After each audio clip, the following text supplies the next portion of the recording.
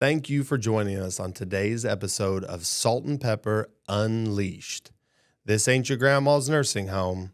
In fact, the name for the show, Salt and Pepper, came about as we thought of the population we've been serving at Greenwood Village South for 62 years. These are older adults who have recently retired or are thoughtfully planning for retirement, possibly with salt and pepper hair themselves, and they are ready for resort living. They're unleashing themselves from the burden of home maintenance and repairs, homeowners insurance, property taxes, utility bills, cooking, cleaning, and so much more. They're ready to embrace a carefree lifestyle in a luxury residence with state-of-the-art amenities. They're picking local and they're staying local. But salt and pepper has another meaning as well. In an article entitled Finding Flavor in Differences, Embracing Salt and Pepper Relationships from Medium.com, a salt and pepper relationship can manifest in a variety of ways. It can refer to differences in age, race, culture, or personality. The key characteristic of a salt and pepper relationship is that the partners are vastly different from each other.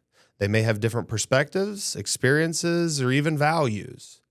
Despite these differences, they're able to connect and complement each other in a way that feels natural and effortless. The salt and pepper community members at Greenwood Village South combine to create the perfect seasoning, and I have the pleasure of having one of those guests with me today. I'm pleased to be joined by AJ Koczur, Director of Information Technology at Greenwood Village South. Welcome, AJ. Thank you for having me, Jordan. Absolutely. So let's just get started with some basics. How long have you been at Greenwood Village South? I'm coming up on 4 years here now. It's been it really does fly by. Yeah. Like, it feels like just the other day I was starting, and now I've got a full team here. We're really moving things along, and I think we've made some major strides in technology at GVS. I would agree with that, and we'll get into that. But I'm curious, over those 4 years, how has your role and responsibilities kind of changed and transitioned over time?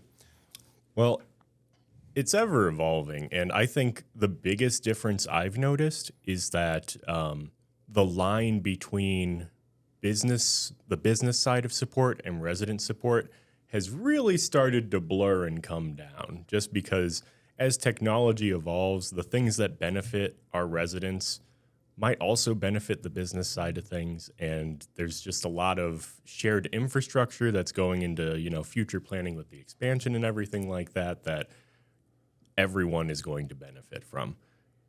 Yeah, that's interesting, because I recall as recent as 5.5 years ago, the simple just the idea on the table of changing from traditional cable TV to anything other than traditional cable TV was absolutely just unheard of, frightening, sheer terror across the entire campus, specifically with the resident demographic. And then you fast forward to now, and I can totally see where you're seeing those blurred lines of a lot of overlap, that Venn diagram's shrinking and getting much tighter there. So that's interesting. So with that, how have I guess your priorities shifted in terms of infrastructure and how you deliver on those services? I'm just looking for any way that we can kind of merge those services together. If there's something that we can attach onto a service we use that would help and benefit the resident population as well as the business side of things, anything like that. If there's some kind of information security or anything like that I can do, I'm always being on the lookout for that kind of thing, because that's definitely a huge topic and it's only going to get bigger. Yeah, I think we've seen that in the cybersecurity insurance premiums in the last several years. Oh, absolutely. and along with those premiums, the requirements just to get those increased premiums.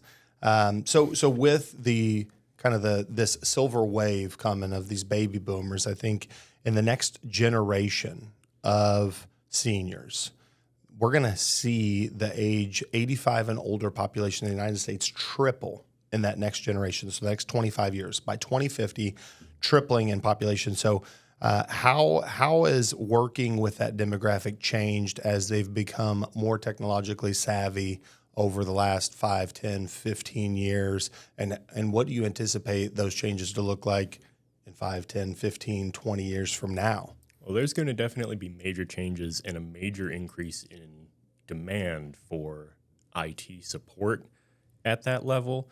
A lot of the 85 plus population right now, at least a dozen different people I've talked to when I've talked about their previous careers and everything, the reason they give me for why they retired is they were going to make me start using a computer.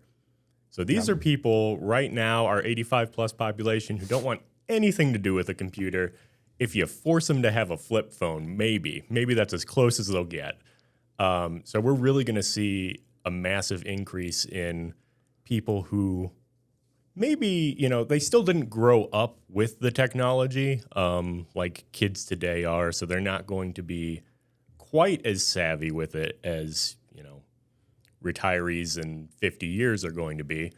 But they know just enough to be dangerous. And so we're really going to have to step up that security-focused outlook because, it's really going to be difficult to anticipate what the scams of the future are going to look like because they're going to be targeting this new, just enough to be dangerous, potentially vulnerable, larger population for sure. So, yeah, it's going to be something that's going to keep us on our toes. Something I find interesting in terms of being savvy, the increased self-reporting of residents receiving these scam attempts and letting us know proactively and almost this prideful, they didn't get me, so I'm telling you, and now you can warn everyone else. I think that's a really cool culture that we've kind of created of just the awareness. Switching gears just a little bit, I'd love for you to touch on, because you know that I'm a huge fan of this, in terms of what we've done as a community under your leadership with technology in terms of IT security awareness with some of these scam type attempts, specifically with employees, and how we've almost gamified that, if you will, over the last couple of years. Absolutely, yes.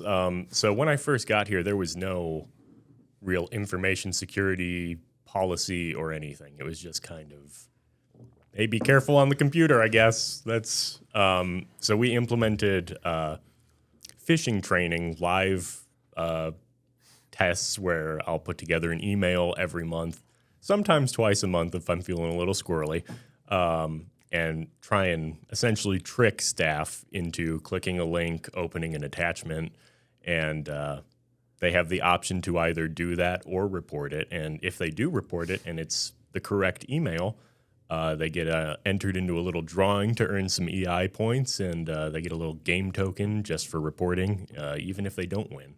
So it's a great system, and I think it's really worked out. I mean, we've seen the numbers. When we first started this, it was a little scary, wasn't it? It was not pretty for sure. But we were getting ready to take computers away from a few folks. Yeah. I don't know how they're going to do their job, but they're going back to paper reporting on the medical records. That probably wouldn't have been gone over too well. But I when we meet each month as a technology committee to just review, kind of the results of those tests and go over strategies and new kind of infrastructure investments looking forward. That's always one of the bright spots, is just to kind of see one, and there's some humorous component to it in terms of seeing those repeat offenders, if you will, that probably need a little more education, a little more hand-holding in terms of identifying those. But I will say, you've made it interesting. I think I say this each month. I look at every email and I think AJ's trying to get me. Trying to get me. And I report probably 20 emails that are not phishing for every one that is phishing, simply because you've got me on my toes. So it's working. That instinct is paid off because, of those 20 emails, at least one of them is usually something that is legitimate and a present threat to the community. And we're able to get in early, pull that off of everyone's email before someone does something that's going to cause us a whole world of headache. Yeah. So I think that's awesome. just really neat how we've kind of created a culture around that under your guidance and leadership there. So back to kind of this silver wave, what is this increased demand, increased, technology opportunities? What does that do to the needs of your department? And before we even get that, what does your department look like today compared to what it looked like 4 years ago? Well, 4 years ago, it was just myself. It was constant. There was no time to breathe or plan or think, because if I wasn't doing something business related, I was helping out a resident with something, this or that. And then the schedule was just piling up to the point where even planning out, getting that information security and phishing infrastructure going was a Herculean task amid that mountain of schedules or scheduled events. So, but today, thankfully, I have two techs, Sean Reeves and Belmir Husainovich, and they've just been phenomenal. Sean has really opened up my eyes into a world of possibility that I didn't even think, I didn't recognize that we really needed in automation. And I think he has really taken that role and made it something that is, at this point, critical to our continued IT success. And it's just truly amazing what he's done with that, and taken something that I didn't even give really a second thought to, like, oh, hey, it's cool. But at this point, he's done so much with it, streamlining things, setting up these automated chat bots through Teams and things like that. And, the sky's really the limit with it, especially with the way technology is advancing. So. Yeah, absolutely. And it'll be interesting to see, because I recall, it was you, and then it was you and a part-time Sean, and then it was you and a full-time Sean, and then it was you and Sean and a part-time Belmir, and then now it's you and Sean and a full-time Belmir. And so it'll be interesting to see how that continues to progress as we continue to deploy resources to build that infrastructure, protect our residents and employees, and kind of deliver on those different technology opportunities for everyone. Absolutely. So kind of shift into those technology opportunities. Get out your crystal ball and tell me what the future holds for Greenwood Village South, senior living, employers in general, but the group of residents that we're serving today as well. I think the biggest thing that I'm excited about, that I'm really hopeful that we can get something cooking here by the time that the expansion's all ready to go, is smart home automation, especially with the advent of artificial intelligence. Alexa, Siri, Google Assist, they're all going to look so much different in 5 years' time. It's going to be a completely unrecognizable product. The amount of independence that these tools are going to be able to allow our senior population to maintain is just going to be phenomenal. We're opening up doors that I don't think anyone thought were going to be possible to open up just a couple years back. Mm-hmm. Yeah, here it is, October 2024, and it was just weeks ago, Elon Musk released multiple new kind of developments into the technology community with AI and robotics. And so, looking back 5 years ago, it was a pie in the sky, and now to actually see this on stage is kind of a dramatic shift. So with that, what barriers do you see that currently exist for kind of the full implementation of these new unknown technologies? Well, there's always going to be cost. New, shiny, expensive. Those three words always go together. But as long as we can get over that hurdle, I think the biggest barrier is going to be adoption. Just because something that new and that radical of a change is always going to have people a little hesitant to pull the trigger on it or use it to its full potential.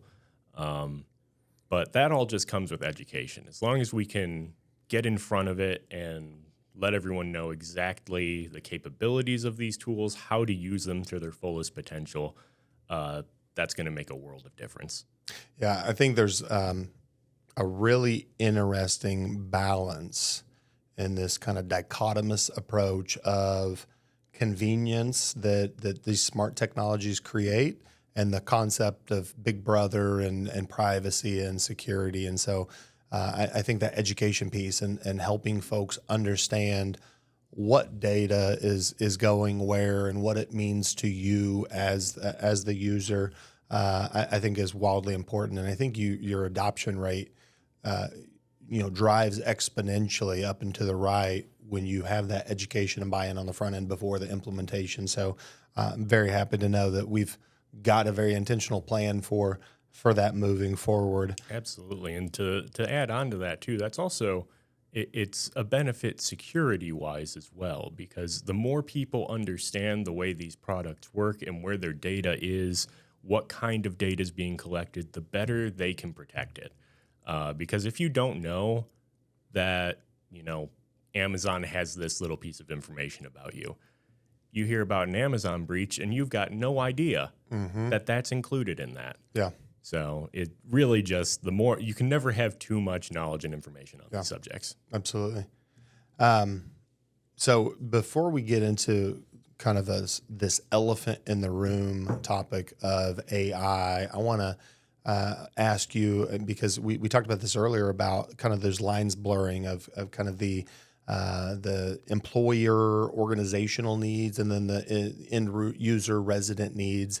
And there's one thing that comes to mind that is a relatively simple application that's not a new application, but something that we as a community have done a lot to really develop and bring those kind of different groups together, and that's a platform called Uniguest. And again, not a new concept in terms of being this portal for users, but can you talk about how that started, what it entailed, and kind of where we've gone over time and where we're at now with, and the potential capabilities we have moving forward?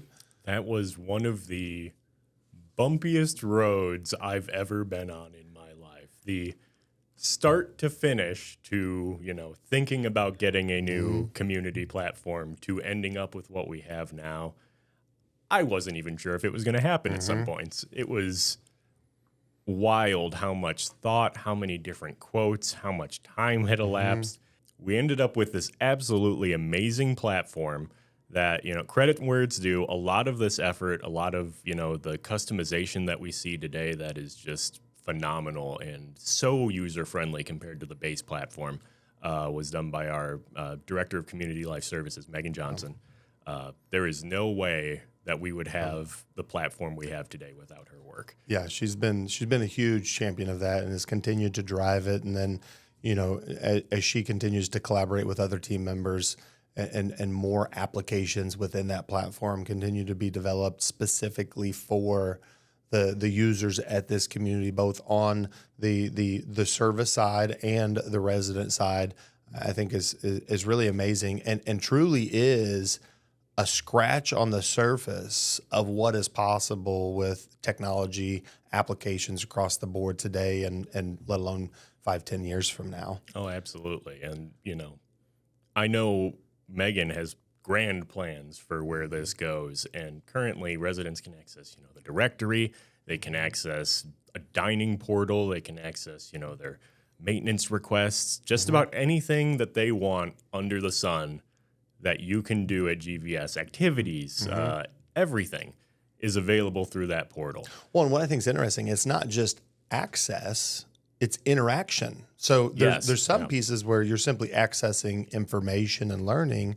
There's others where you're accessing other platforms to interact and actually, make reservations at the community and interact with other individuals and send messages. And so a lot of the things that we typically do in person to exchange those services to deliver on the needs for our residents, they're able to do in such a convenient way that's all in one space for them.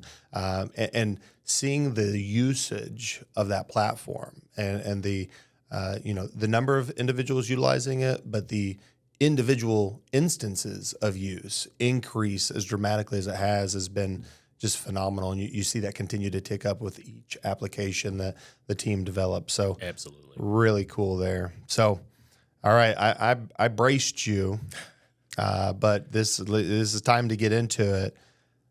I need to know, how is AI currently impacting your role and your responsibilities here at the community at GVS, both on the business side and the resident side? And what do you see, again, that crystal ball, get it back out in front of you there. What do you see the direction that we're going with that in the future? I think, really, as far as the popular sphere is concerned, AI has one of two perceptions right now. The first one being big, scary machines that are going to steal all your data and, go full Skynet on us. Robots taking over the world. Exactly. Was it iRobot, Will Smith? Yeah. Yeah. No, and then the other is I can use it to write my emails for me. Those are the two popular avenues of what this looks like. And both of those could not be further from the truth. We're only beginning to scratch the surface of what AI is capable of. And it really does take significant training to actually get under the skin and, see what can we do with this. And a lot of people are worried, in that scary buzzwords column that these are going to take jobs and everything like that. Only if you look at it as a cost savings tool is that going to happen. But if you look at it in the capacity of this essentially triples, quadruples the size of my team. I mean, what would you rather have? 2 fewer employees or 20 more employees? Yeah. And that's a good point, because to me, it's more of an efficiency driver value add than it is a potential for reduction in expense, which I agree. There's a lot of concern there. I also think there's a lot of just misunderstanding of what artificial intelligence is. And so I think, again, that education and that proactive buy-in as we implement more and more opportunities for artificial intelligence, I think is key as we move forward. I was actually on a call earlier this week with a board that I serve on, and in any skilled nursing facility in the country, you're surveyed annually to determine, that you're providing care to the quality and standards the federal and state government set forth. And so whenever they have a survey, whenever any facility has a survey, whatever deficiencies are identified, there has to be a plan of correction that is outlined, delivered, approved by the regulatory agency, and then implemented. And so on the call just earlier this week, there was an administrator, peer administrator in the state of Indiana, who utilized ChatGPT to write their plan of correction. They said it was the best, most articulate, inclusive, thoughtful plan of correction that they've ever submitted. And it got approved nearly immediately with a simple desk review and no need for a revisit. And so when he shared that, I was immediately kind of prompted to start looking into, I need to educate myself more on what AI can do for me personally and in my personal life, my professional life, et cetera. But then how can I bring that to my team, the organization, the residents, and thereon? And so I think the opportunities are relatively limitless there. So it'll be very interesting to see what comes of that. Oh, absolutely. And it's not, no industry is going to be left untouched by this. Yeah. I want to say it's Google has a medical AI that they're testing, and they fed it, it's... Is this the diagnostics one? I think it might be. And they make it take the medical licensing exam. And I think it's passing with about an 80% right now. Okay, so I heard a different one. And this is they're supplying this AI platform with diagnostic, symptomatic type information, and they're actually identifying, diagnosing, and prescribing. And this is all, obviously on paper, but they're within 95% accuracy or I guess alignment of actual physicians. And so it's Absolutely. really interesting to see. Again, you can look at that as this is going to replace doctors, or you can look at it as this is going to make doctors that much better, that much more efficient. It's going to make nursing staff capable of doing things that previously they never would have been able to do. And it's just going to open up so many doors to improve the quality of life in literally every avenue, as long as we play it smart and we get proper training and everything that we need. Yeah, I think of the improvements of the ease of access, the timeliness of access to healthcare, the cost associated with delivering healthcare, all of those being efficiencies that add value versus any type of retraction in value based off cost reduction or expense allocations there. So really, really cool. I watch some podcasts, and Joe Rogan's one of my favorites. I think he's a lot of people's favorites. But we've got a TV here, but I don't think we're prepped for it. A lot of times they look up different information. Do you have your phone on you? I do, yes.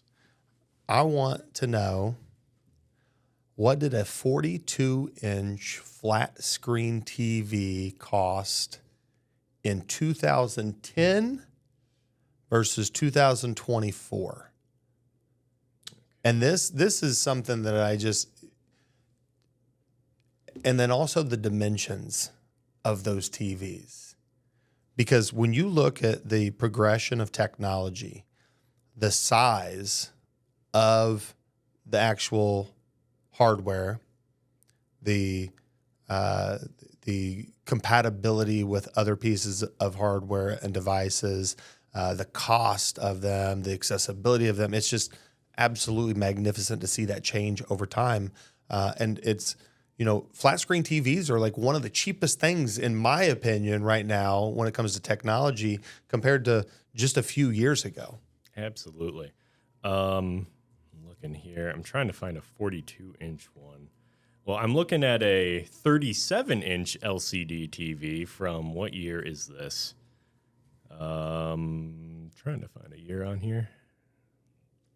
There's still old style computers here with the big tower and stuff. So we're probably looking at around 2010. And that is $1,499 for $1,400 a 37-inch LCD. Yes. LCD. Technology has changed quite a bit. And so 2024. 30. Here we go. Well, 30, I don't think they make 37-inch. Go ahead and bump it up to a 42. Yeah, we'll go to a 42 here. $129.99. $129. So $129 to $14.99, or I guess $14.99 to $129. I mean, that's a multiple 100% reduction in such a short period of time. I get Best Buy advertisement emails, and I had one just last week. It was 70 flat screen TV starting at $79.99, and I'm like, it's phenomenal. I want 3 in every room in my house now, even though I don't need them. So a lot of stuff has gotten more expensive, but not technology. That's for sure. Yeah, that's true. That's true. Now, I will say the cost of each technological unit has decreased, but the amount of technology that we're utilizing has exponentially increased. And so I'd say overall, we're spending more dollars on technology than we were, but we're getting exponentially more technology for each of those dollars. So really cool to see that transition over time.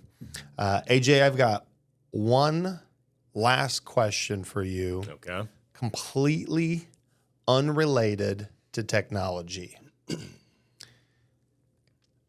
When this expansion is complete, where are you going to park? In your spot. Touche. I mean, that's only 2 years away. Maybe there's flying cars and robots that bring us to work by then. Hey, yeah, you never know. So, all right.